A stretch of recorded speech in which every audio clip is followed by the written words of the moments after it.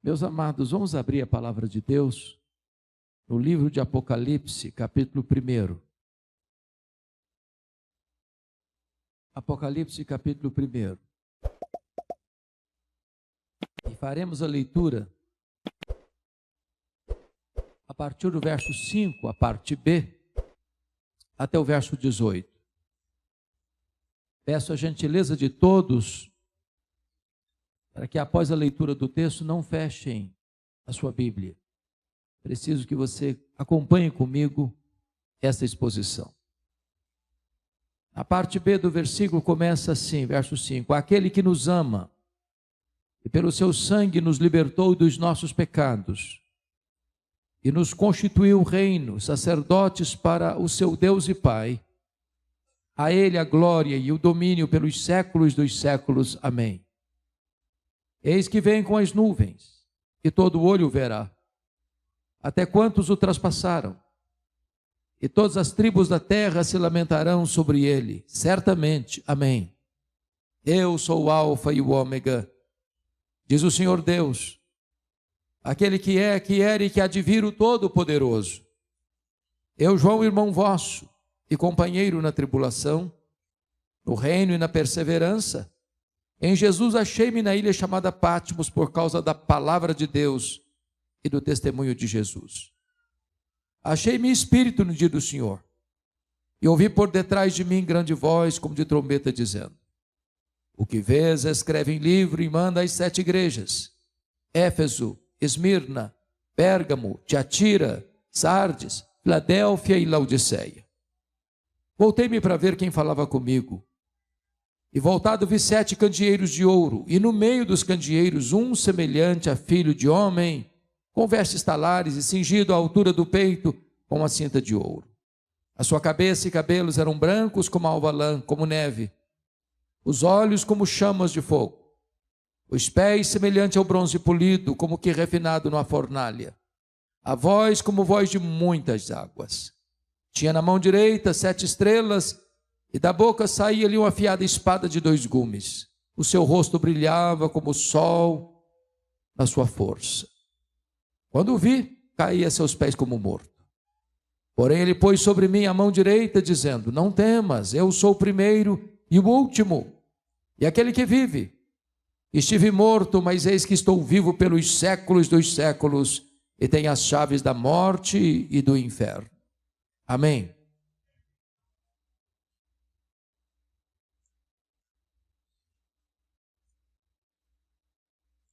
Meus irmãos, esse texto culmina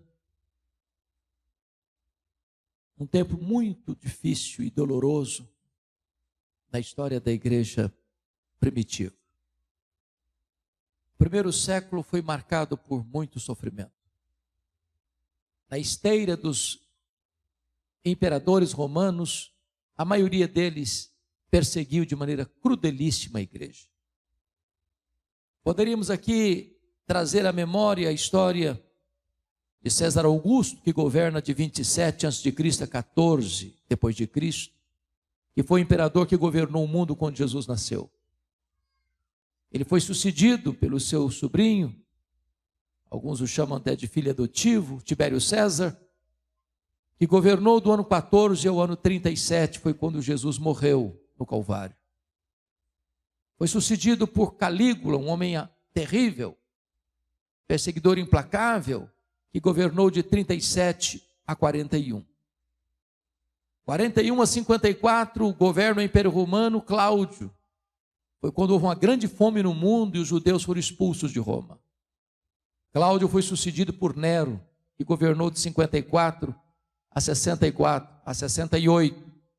Quando então Roma foi incendiada em 64 e foram martirizados os apóstolos Paulo e Pedro. Nero foi sucedido por Vespasiano, que governa de 69 a 79, período em que foi construído o Coliseu Romano, o Anfiteatro da Morte, e numa festa de inauguração de 100 dias, mais de 10 mil cristãos foram mortos com requinte de crueldade.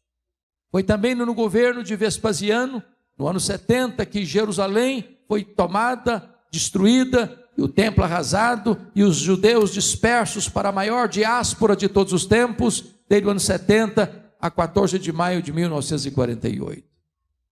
Vespasiano foi substituído por Tito Flávio, o homem que arrasou Jerusalém, que governou de 79 a 81.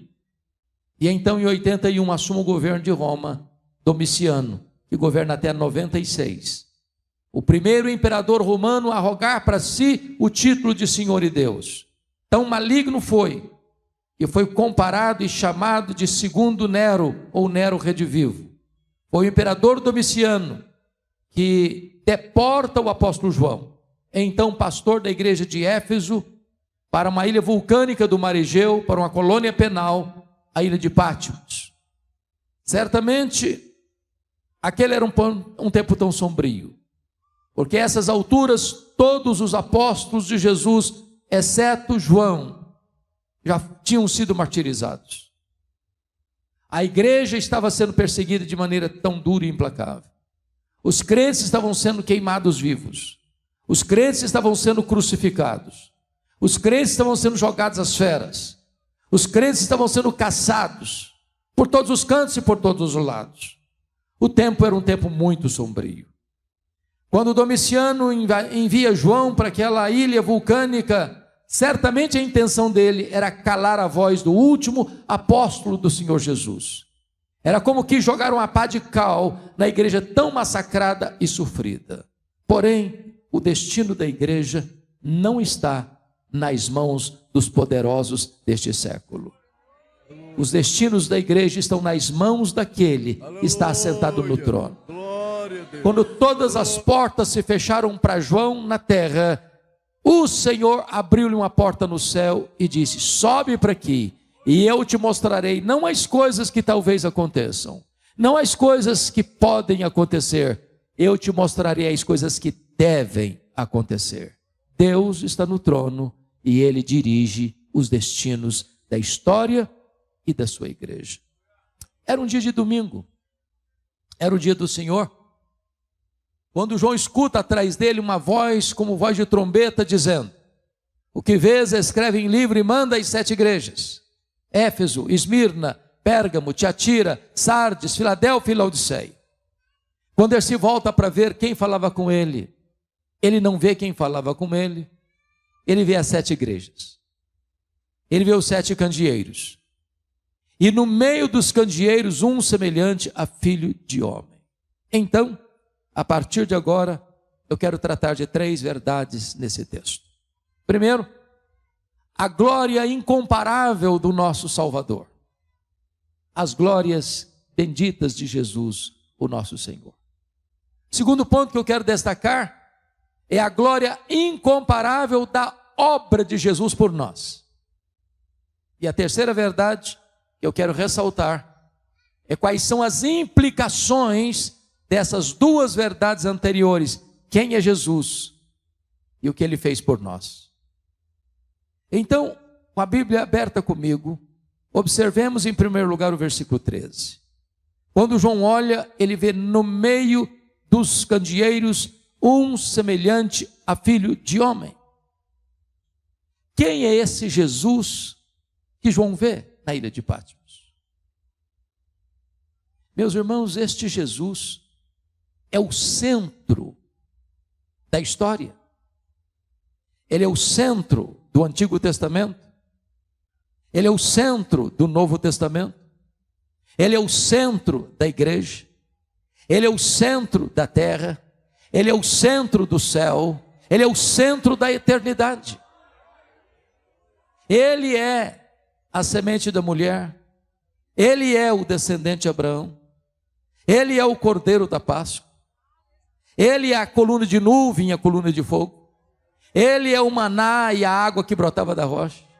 Ele é representado pelo tabernáculo. Ele é representado pela Arca da Aliança. Ele é representado pelo templo. Ele é representado pelas festas. Ele é representado pelos sacrifícios. Ele é representado pelo sábado. Ele é tudo no Antigo Testamento.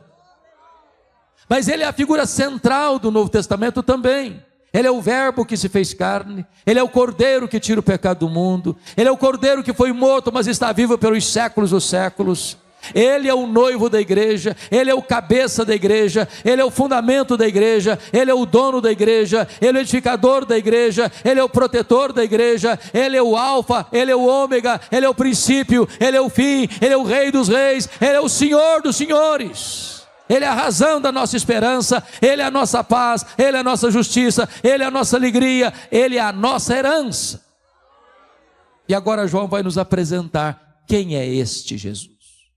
E a primeira coisa que ele destaca está no verso 13, quando ele diz: e no meio dos candeeiros, um semelhante a filho de homem. Isso significa que ele é onipresente.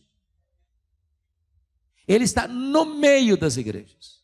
Ao mesmo tempo em Éfeso, ao mesmo tempo em Esmirna, ao mesmo tempo em Tiatira, ao mesmo tempo em Pérgamo, ao mesmo tempo em Sardes, ao mesmo tempo em Filadélfia, ao mesmo tempo em Laodiceia, ao mesmo tempo na Catedral Baleia de Brasília. Ele está aqui nesta noite, Ele está presente neste culto, e é porque Ele está presente que você e eu viemos para cá.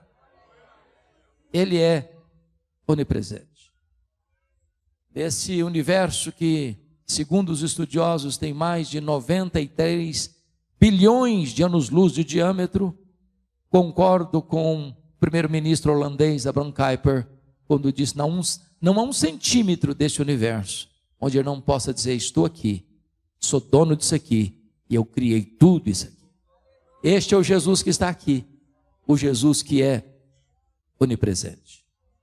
Mas notem comigo ainda, por gentileza, no verso 14, que João diz assim: a sua cabeça e cabelos eram brancos como a alva lã, como neve. O que representa esta figura? Significa que ele é eterno. Em outras palavras, ele existe antes do tempo. Ele é transcendente. Ele está dentro do tempo. Ele é imanente. Ele está fora do tempo. Ele tem o controle do tempo. Ele não foi criado porque Ele é o Criador. Ele não passou a existir porque Ele é o Pai da eternidade. Ele é Deus de eternidade a eternidade. Ele não sofre variação com o tempo. O tempo está nas suas mãos. Para Ele um dia é como 1000 anos, 1000 anos é como um dia. Este é o Jesus que nós estamos adorando nesta noite. Terceiro lugar, veja comigo o verso 14 ainda, quando diz: os olhos como chama de fogo. E o que significa essa imagem? Significa que Ele é onisciente. Ele tudo sabe. Ele tudo vê. Ele é todo sonda. Ele conhece o que está revelado e conhece o que está oculto. Ele conhece o que conhecemos e o que não ainda conhecemos. Não há nada que possa estar oculto àquele cujos olhos são como chamas de fogo.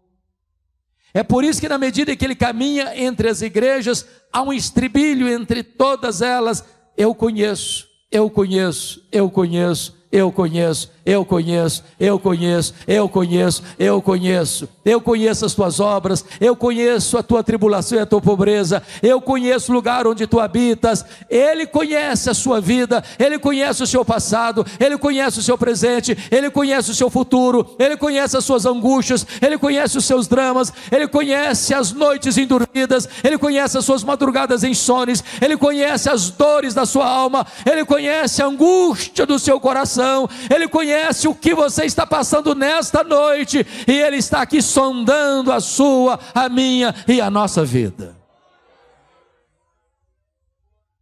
Mas em quarto lugar, versículo 15 diz assim: os pés semelhante ao bronze polido, refinado numa fornalha. O que significa isso? Significa que Ele é onipotente. Irmãos amados, isso é tão importante, porque não tem páreo para Jesus. Ninguém intimida Jesus, ninguém ameaça Jesus, ninguém depõe Jesus, ninguém diminui Jesus. Ele não está lá no céu esfregando as mãos, nervoso, ansioso, sem saber o que faz com este mundo. Ele é o todo-poderoso Deus. Para ele não tem causa perdida. Para ele não tem doença incurável. Para ele não tem vida irrecuperável. Para ele não tem casamento sem restauração. Para ele não tem coisa difícil. Para ele tudo é possível. Ele é onipotente. É curioso que de vez em quando surjam alguns tolos do topo da sua arrogância e tentam desbancar Jesus. Mais recentemente, o patrono dos agnósticos da Inglaterra, Richard Dawkins, escreveu um livro ruidoso, Deus, um delírio. Alguns apressados disseram, agora vai desbancar com a Bíblia. Agora vai desacreditar esse livro. Agora Jesus entrará em descrédito. E eu pergunto a vocês, onde está Richard Dawkins? Onde está o livro dele? Nem na promoção ninguém compra mais. Virou poeira. E a Bíblia continua sendo traduzida e impressa aos milhões. E Jesus continua no trono, sobranceiro e vitorioso. Eu não sei se vocês perceberam, mas o Carnaval Brasileiro de 2025 fez apologia ao diabo no Brasil todo. Algumas pessoas imaginavam que isso iria deslustrar o brilho de Jesus. Ou iria ridicularizar Jesus. Em São Paulo, um tempo atrás, no Carnaval, pegaram a figura de Jesus, o diabo arrastando Jesus pelos cabelos. Como que humilhando, tentando humilhar Jesus. Sabe o que eu entendo? Salmo 2. Salmo 2 diz que Jesus está lá em cima, Deus está lá em cima, olhando essa cena e rindo da tolice humana. Porque basta um estalar de dedo, basta um sopro dele, e o homem apaga, vira pó. Ele quem dá vida, ele quem tira a vida. Ele quem exalta, ele quem humilha. Ele quem põe no trono, ele quem tira do trono. Ele quem pega o pobre do monturo e o faz assentar-se entre príncipes. Ele é o soberano Deus. Ele é onipotente. Nada lhe é impossível. Este é o Jesus que nós estamos servindo nesta noite. Mas veja comigo ainda.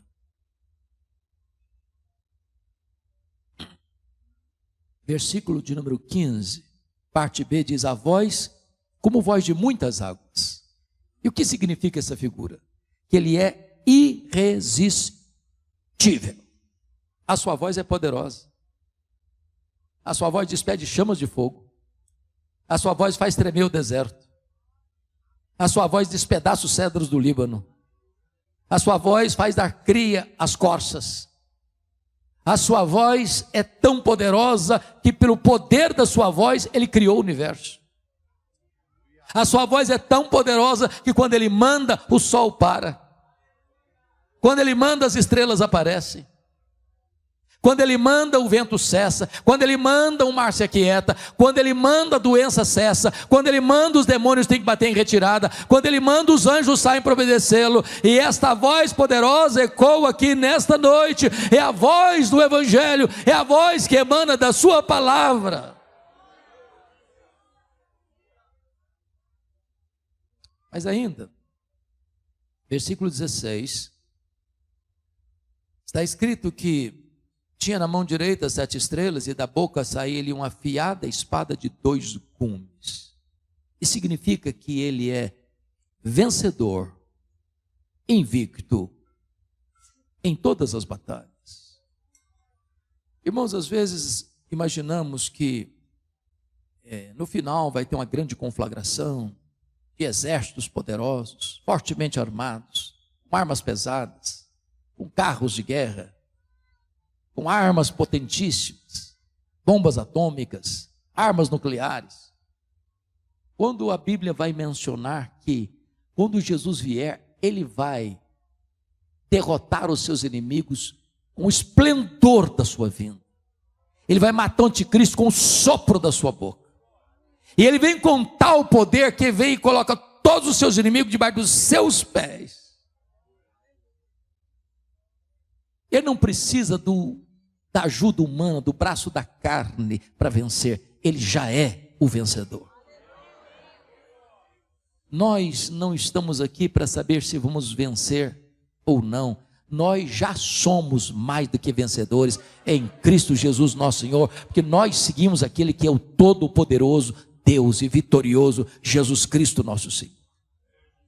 Mas notem, versículo 16 diz que o seu rosto brilhava como o sol na sua força. Ele é glorioso. E sabe o que me impressiona? Que o Cristo, o Jesus que João está vendo aqui, não é mais aquele Jesus suando sangue em lágrimas do Getsemane. O Jesus que João está vendo aqui, não é mais aquele Jesus cuspido e esbordoado lá no Sinédrio judaico.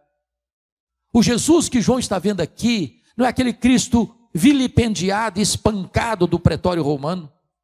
O Jesus que João está vendo aqui, não é o Jesus que caminha trôpego pelas apinhadas ruas de Jerusalém, sob os apupos e vaias de uma multidão ensandecida. O Jesus que João está vendo aqui, não é o Jesus pregado naquele lenho maldito, suspenso entre a terra e os céus. Não, o Cristo que João está vendo aqui, é o Cristo todo-poderoso. Os seus cabelos são brancos como a neve, os seus olhos são como chamas de fogo, os seus pés são como bronze polido, a sua voz é como de muitas águas, e o seu rosto brilha como o sol na sua força. Ele é o todo-glorioso Deus. Mas notem, diz o texto que quando João o vê, ele cai a seus pés como morto. E João era o mais íntimo apóstolo de Jesus, que reclinava a cabeça no peito de Jesus. Mas agora ele está diante da majestade gloriosa. E ele é tão impactado, ele é tão confrontado com essa glória, que ele cai como morto. Notem isso, irmãos. Ninguém pode ser confrontado com a glória de Jesus e ficar do mesmo jeito. Ninguém.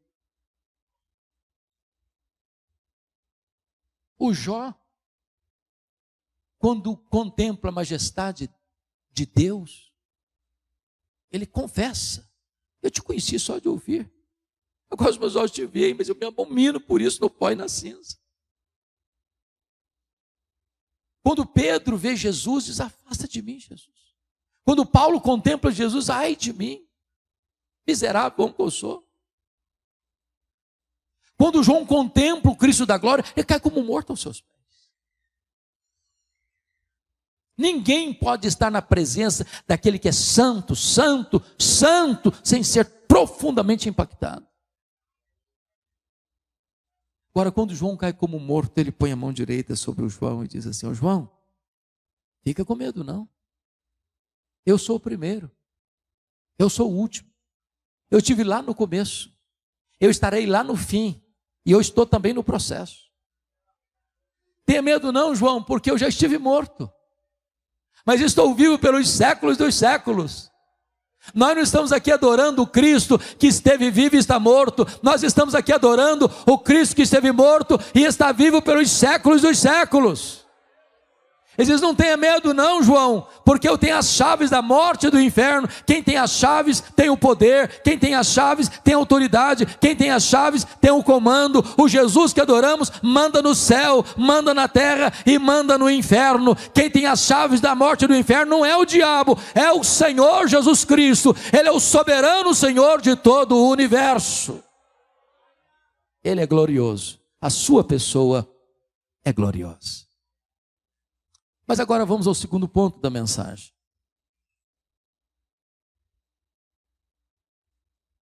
A gloriosa obra de Jesus.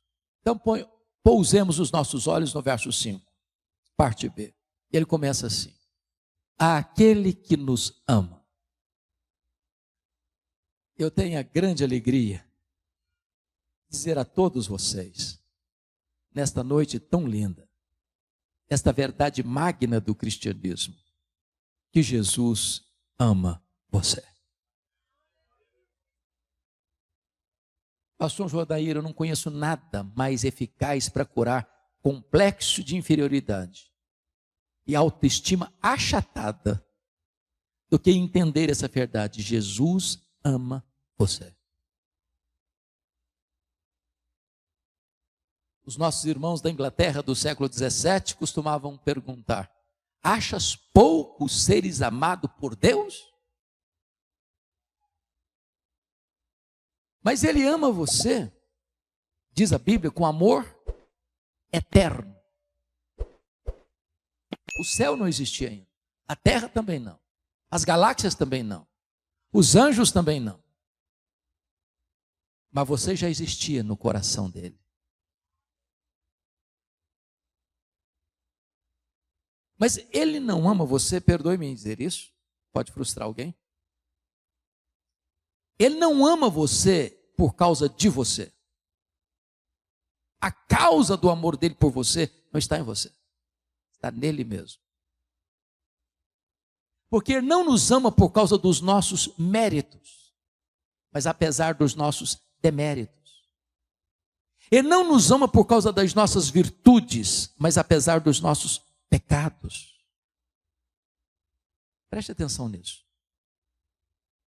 Às vezes as pessoas são muito encantadas e nos amam porque elas não conhecem tudo a nosso respeito. Se elas conhecessem todos os pensamentos que povoam a nossa mente, talvez se afastariam de nós. O que é glorioso é que apesar de Jesus conhecer você por dentro e por fora, todas as nossas mazelas, todos os nossos pecados, todos os nossos pensamentos, Ele ainda assim nos ama com amor eterno. Não há nada que você possa fazer para Jesus amar você mais. Não há nada que você possa fazer para Jesus amar você menos. Ele ama você com amor eterno e atrai você para Ele com cordas de amor. Este amor, diz o apóstolo Paulo, é um amor abundante, porque é derramado pelo Espírito Santo em nosso coração. Este amor, diz o apóstolo Paulo, é um amor imerecido, porque Ele nos amou quando nós éramos fracos, ímpios, pecadores e inimigos. Este amor é um amor provado. Deus prova o seu próprio amor para conosco pelo fato de ter Cristo morrido por nós, sendo nós ainda pecadores. Então nunca duvide desta verdade. Jesus ama você e Ele não escreveu em letras de fogo nas nuvens: eu te amo. Ele esculpiu na cruz do Calvário: eu te amo. A segunda verdade da obra de Cristo está aí no verso 5 ainda, quando ele diz assim: e pelo seu sangue nos libertou dos nossos pecados. Primeiro, Ele ama você. Segundo, Ele morreu por você. Ele morreu por você. Ele deu a sua vida por você. Agora notem que Ele não morreu porque Ele sucumbiu ao poder de Roma. Ele não morreu porque foi uma vítima do sistema. Ele não morreu porque ele foi tomado pela força do Império Romano ou pela inveja do Sinédrio judaico. Ele não morreu porque Judas o traiu. Ele não morreu porque Pedro o negou. Ele não morreu porque o Sinédrio o acusou. Ele não morreu porque Pilatos o condenou. Ele não morreu porque os soldados o pregaram na cruz. O que o levou à cruz foi o amor por você. Ele foi voluntariamente para a cruz. Ele caminhou para o Calvário como um rei caminha para a sua coroação. Ele foi deliberadamente, ele diz: ninguém tira a minha vida de mim, pelo contrário, eu espontaneamente a dou. Ele amou você e Ele morreu por você. Ele deu a sua vida por você. Com que propósito? Diz o texto: para nos libertar dos nossos pecados. Eu quero dizer para você então que pecado escraviza. Quem pratica o pecado, diz a Bíblia, é escravo do pecado. Eu vou lhe dizer outra coisa: você não pode libertar a você mesmo dos seus pecados. O profeta Jeremias disse: um etíope não pode mudar sua pele, um leopardo não pode mudar suas manchas, nem nós podemos limpar o nosso próprio coração e mudar a nossa própria vida. É interessante que só o sangue de Jesus pode nos libertar dos nossos pecados. Irmãos, não tem técnica psicológica que resolva isso. Não tem divã do mais excelente psicanalista que resolva isso. Não tem terapia humana, por mais excelente, que resolva o problema da culpa. Não tem rito sagrado que possa limpar e libertar você dos seus pecados. Não tem qualquer pregador, não tem qualquer igreja, não tem qualquer denominação que possa libertar você dos seus pecados. É só Jesus, é só Jesus, é só Jesus que pode libertar-nos dos nossos pecados. E Ele liberta, e se você crer nele, você tem a vida eterna. Terceira obra de Jesus por nós. Confira comigo o verso 6. E nos constituiu reino e sacerdotes para o seu Deus e Pai. Primeiro, Ele nos amou. Segundo, Ele morreu por nós. Terceiro, Ele nos exaltou. Notem comigo que lá no Velho Testamento nenhum sacerdote podia ser rei. E nenhum rei podia ser sacerdote. Vocês se lembram do rei Uzias, que depois de 5 décadas no poder, tomado por um sentimento louco de vaidade, quis ocupar a função sacerdotal e entrou no templo para oferecer incenso. E ficou o quê? Leproso. Mas agora Jesus vem e ele exerce o tríplice ofício de profeta, de sacerdote e de rei. E agora, com a sua morte, o véu do templo foi rasgado de alto a baixo. E agora ele constitui você rei e sacerdote. Eu preciso dizer que corre nas suas veias mais do que sangue azul. Você é filho do Rei dos Reis e do Senhor dos Senhores.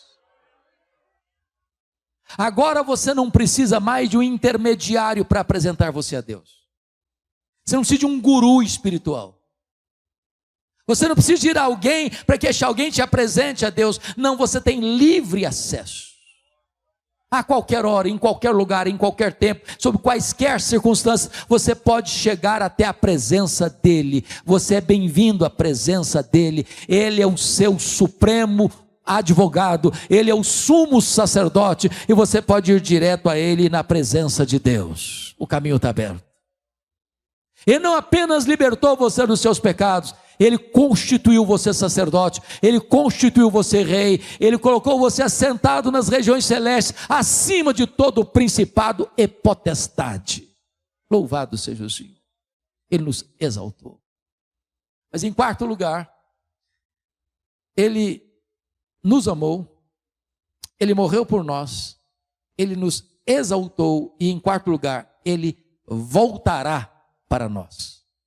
Versículo 7, veja comigo, está escrito: eis que vem com as nuvens, e todo olho verá, até quantos o traspassaram, e todas as tribos da terra se lamentarão sobre ele, certamente, amém. Meus irmãos, a segunda vinda de Cristo é a acrópole da nossa esperança, é o pináculo da nossa fé, é a consumação da nossa redenção, é a apoteose da história, é a consumação do século. Ele virá. Os sinais são eloquentes. O engano religioso, as guerras e os rumores de guerras, os terremotos, as fomes, as epidemias, a perseguição religiosa, a multiplicação da iniquidade, o esfriamento do amor, a apostasia, o incremento do saber, o princípio das dores, a apostasia. E precisamos estar de olhos abertos, porque Ele voltará. E a pergunta é: como Ele voltará? Em primeiro lugar, Ele voltará pessoalmente. Lá em Atos 1:11, quando os apóstolos estavam olhando Jesus subir assunto aos céus, perguntaram para eles: varões israelitas, por que estáis varões galileus, por que estáis olhando para as alturas? Esse mesmo Jesus que subiu é o que vai descer. Ele não vai mandar um embaixador, não é um arcanjo, nem um querubim. Ele pessoalmente voltará para buscar a sua igreja, para buscar a sua noiva. Como ele voltará? O texto de Apocalipse 1,7 diz, ele voltará visivelmente, todo olho verá. Vai ser o evento mais público da história. Nenhuma caverna escura, nenhuma montanha altaneira, nenhum vale profundo, nenhum deserto insólito, nenhum lugar hermeticamente fechado poderá ocultar aos olhos de todos quando ele aparecer nas nuvens para estabelecer o seu reino. Agora ele disse, fique atento, você não sabe se vai ser de tarde, você não sabe se vai ser de noite, você não sabe se vai ser de manhã o cantar do galo, e eu posso lhes garantir que Jesus voltará de tarde, que ele voltará de noite, que ele voltará de manhã o cantar do galo. Ele está falando de fusos horários. Se Jesus voltar de manhã no Brasil, ele voltará de noite no Japão. Se ele voltar de manhã no Brasil, ele volta de tarde na Europa. Então Jesus volta de manhã, Jesus volta de tarde, Jesus volta de noite. Eu não sei que horas, ele voltará e voltará visivelmente. Terceiro lugar, Jesus voltará audivelmente. Diz o texto bíblico que, ouvida a voz do arcanjo, ressoada a trombeta de Deus, ele descerá dos céus. Se a volta de Jesus vai ser visível, vai ser também audível, vai ser o fato mais sonoro da história. Mais sonoro da história. Como ele voltará? Ele voltará ainda inesperadamente. Vai ser como ladrão. O ladrão não manda um WhatsApp dizendo, tal dia eu chego na sua casa, prepara um cafezinho, uma pamonha, porque aqui não é pão de queijo, é pamonha. Eu estou chegando na sua casa. Não, é de surpresa. Jesus ilustrou isso como os dias de Noé, onde as pessoas compravam, vendiam, casavam e davam-se em casamento. Até que chegou o dilúvio. E era tarde demais. E eu pergunto a vocês, o que Jesus quis dizer com isso? Tem algum pecado em casar? Em dar-se em casamento? Em comprar e em vender? O que eu quis destacar? É que quando ele vier, o mundo vai estar acontecendo. O comércio vai estar aberto. As pessoas estão indo e vindo. Elas estão indo para o trabalho, voltando do trabalho, levando filho na escola, trazendo filho da escola. Vai ser um dia comum. Quando ele vem, toma todos de surpresa. A todos quem? Os filhos da luz não. Porque os filhos da luz estão esperando, apressando o dia da volta de Jesus na ponta dos pés, dizendo, Maranata, ora vem, Senhor Jesus. Como ele voltará? Ele voltará também repentinamente. A Bíblia diz que vai ser como um relâmpago que risca os céus do Oriente ao Ocidente. A Bíblia diz que vai ser como abrir e fechar de olhos, num instante, num átomo de tempo. Em outras palavras, não dá para você se preparar de última hora, ou você tem azeite na sua lamparina, ou será tarde demais quando ele voltar. Como ele voltará? Ele voltará poderosa e gloriosamente, com grande poder e majestade. Ele vai se assentar no trono. Ele vai julgar as nações. Ele vai lançar no lago do fogo o anticristo, o falso profeta, o diabo, a morte, o inferno e todos aqueles cujos nomes não estão escritos no livro da vida. Ele vai colocar todos os seus inimigos debaixo dos seus pés, mas ele vai dizer à sua amada noiva, vinde benditos de meu Pai, entrem na posse do reino que vos está preparado desde a fundação do mundo. Oh, amados irmãos, nós precisamos aguardar. Ouvimos essa música aqui hoje. As pessoas estão falando de prosperidade e de riqueza, e botando o coração aqui, e plantando suas raízes aqui, mas nós não somos daqui, nós nascemos de cima, e lá em cima está a nossa casa, lá em cima está o nosso lar, lá em cima está a nossa pátria. Devemos buscar as coisas lá do alto, pôr o nosso coração lá em cima, ajuntar tesouros lá em cima, porque é para lá que nós vamos. Então vamos à terceira e última parte da mensagem. Quais são as implicações dessas duas verdades anteriores? Quem é Jesus e o que ele fez? Primeira implicação: você não precisa ter medo da vida. Ele disse: eu estou vivo, pelos séculos dos séculos. Irmãos, tem muita gente com medo da vida. Tem muita gente querendo fugir da vida. Tem muita gente entupindo as veias de drogas porque não suporta a vida. Tem muita gente nas esquinas das ruas e das praças e das cidades se embriagando porque não aguenta o peso da vida. Tem muita gente flertando com a morte. Tem muita gente pulando no abismo do suicídio porque não suporta a vida. Mas eu quero dizer para você que Jesus veio para trazer vida e vida em abundância. Ele tem vida eterna, e quando você tem um encontro com Ele, a vida é bela, a vida é maravilhosa, e você acorda todo dizendo: este é o dia que o Senhor fez, alegremo-nos e regozijemo-nos nele. Segundo, quais são as implicações? Você então não precisa ter medo da morte. Ele diz: eu estive morto, mas eu estou vivo. Meus irmãos, a morte é o rei dos terrores, a Bíblia diz, mas Jesus é o rei dos reis. Ele entrou nas entranhas da morte, ele arrancou o aguilhão da morte, ele matou a morte, ele ressuscitou, inaugurando a imortalidade. Ele é a ressurreição e a vida, e se você crer nele, você nunca morrerá eternamente. Então você não tem que ter medo da morte, porque a sepultura não é o nosso último endereço. Você não precisa ter medo da morte, porque Jesus já venceu a morte, ele já matou a morte, e ele vai lançar a morte no lago do fogo, mas você viverá eternamente, reinando com ele e desfrutando das glórias eternas. Terceiro, então você não precisa ter medo do desconhecido. Entendamos isso. Eu estou convencido de que nós estamos diante de um auditório basicamente todo cristão. Gente que já nasceu de novo, louvado seja Deus. Se você já nasceu de novo, então você tem certeza de que o céu é a sua pátria. E é para lá que nós estamos indo. Mas, embora saibamos isso, nós somos ainda contingentes. E não sabemos o que vai acontecer conosco daqui a 5 minutos. Nós não temos a garantia de que no próximo culto público dessa igreja, todas as pessoas que estão nesse auditório estarão vivas.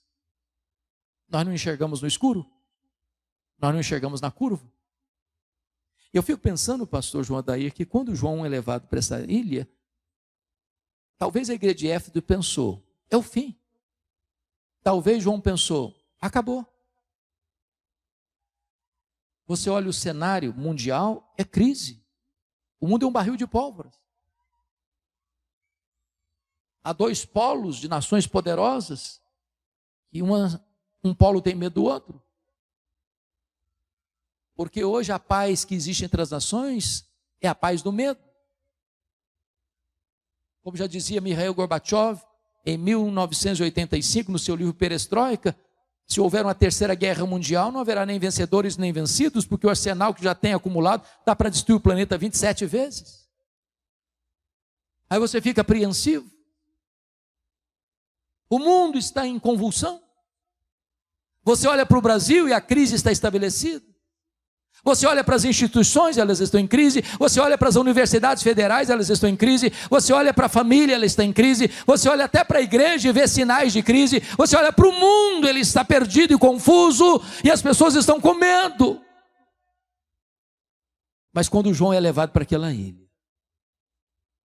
ele entende outra coisa. Não foi um decreto de Domiciano que trouxe para cá, não. Foi por causa da palavra de Deus e do testemunho do Senhor Jesus Cristo é que eu estou aqui. E aquilo que parecia o fim era a revelação do futuro. Quando ele sobe, a convite do Senhor, ele vê alguém assentado no trono. E esse alguém que está sentado no trono é tão majestoso que ele não ousa descrevê-lo. Tem um livro na sua mão, de todo escrito e selado por 7 selos, por dentro e por fora. E ninguém foi encontrado digno sequer de olhar para o livro, muito menos de abrir o livro. E João chorava tanto por causa disso, até que ele escuta uma voz dizendo: não chores, João, eis que o leão da tribo de Judá, a raiz de Davi, venceu para abrir o livro e desatar os seus selos. E o Cordeiro de Deus toma o livro e abre os selos, e as trombetas tocam. E o quarteto do mal se levanta, o diabo, o anticristo, o falso profeta, a grande Babilônia, as taças de Deus são derramadas, o quarteto do mal cai, Jesus vem com grande glória e poder, assenta-se no trono, julga as nações, leva os que estão à sua esquerda para o lago de fogo, mas traz a sua noiva para o céu de glória, para a bem-aventurança eterna, para reinar com ela para sempre e sempre e sempre e sempre. A história não está à deriva, a história não é um caminhão sem freio ladeira abaixo, a história é teleológica, ela caminha para um telos, para um fim, para uma consumação, e a vitória é de Cristo e da sua igreja. Finalmente, nós não precisamos ter medo da eternidade. Jesus disse: eu estou vivo pelos séculos dos séculos. Os séculos rolarão, os milênios rolarão no futuro, milênios e milênios, e nós já estaremos lá, contemplando a Jesus face a face, com um corpo de glória, sem lágrima, sem dor, sem luto, servindo a Ele, contemplando a beleza dEle, deleitando-nos nele, vivendo para a glória dEle, desfrutando da bem-aventurança eterna que Ele preparou para nós. Este é o evangelho que esta igreja tem proclamado há tantos anos. E este é o evangelho que esta igreja e as igrejas evangélicas aqui representadas, pela graça de Deus, hão de continuar pregando até que Jesus volte. A Ele a honra, a glória e o louvor, hoje e eternamente. Amém.